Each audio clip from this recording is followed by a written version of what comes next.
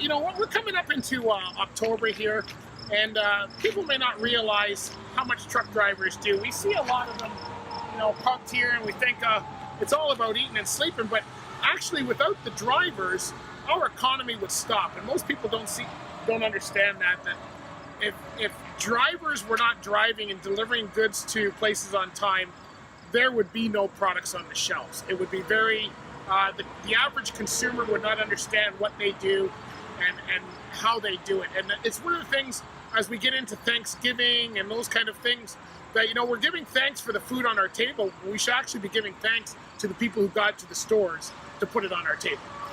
Mom's probably a really good cook, but you know what? If mom didn't have that turkey to cook, she wouldn't be able to do this. So I thought I would just talk a little bit about what drivers do.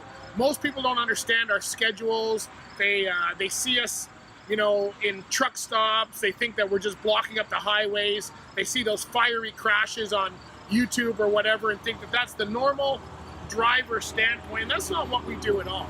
In fact, that's a very low percentage. We hear a lot about the crashes because when a truck crashes, it does a lot of devastation, but that's not really the higher percentage. And I don't have a specific statistic in front of me, but basically under 20% of all truck crashes are caused by the trucks themselves or the drivers. A lot of them are caused by the general public and other factors which go into causing the crash. But when a truck's involved, it does make a lot of damage. And usually, many times, the driver does survive, and whoever or whatever that truck has hit has to take that where they do not survive, and that's unfortunate. But our podcast is all about letting people know drivers are not the bad guy. In fact, without the truck drivers, you would not have half the stuff that you have in your home. And I always like October to be a month that we, in September we have driver appreciation weeks. That's for the driver. In October, I like to use that because we have Thanksgiving more for the public. What are you thankful for on your table? What's in front of you? That food that's in front of you got to the store somehow. And I like to highlight that because most people don't think about that.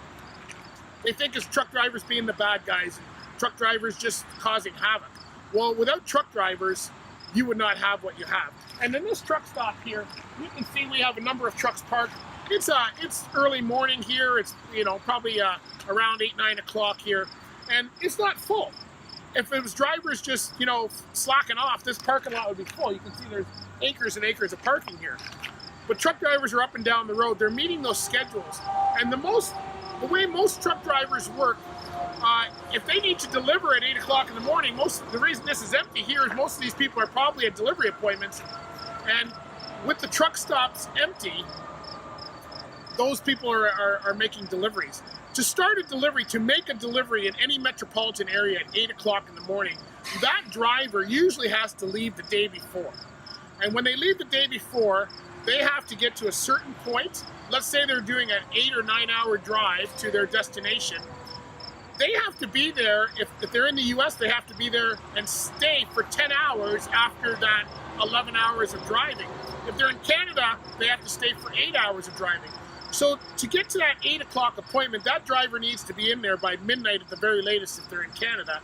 And then if you factor in things like fuel, meals, stopping at the border, inspections along the way, or even just getting out to stretch your legs, that all takes time. That driver is leaving their family the day before, almost 12 to 24 hours before that delivery appointment, just to make sure that they're on time so they can get that truck unloaded so the store has stuff to put on your shelves.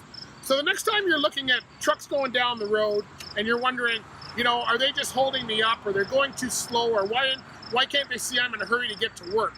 Remember that they're already on their work days while you were still resting with your family.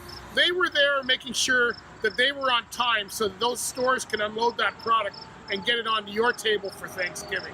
And while you're sitting there enjoying your Thanksgiving dinner, and while you're sitting there enjoying that food and the products and all the stuff that you've got in your home, those drivers are now heading to another destination to keep that going. And they do this time and time again, week after week, month after month, year after year. So the next time you think that the driver's being in your way, remember that that might be product that's going to your table. And if he didn't get there before you, your table would be empty.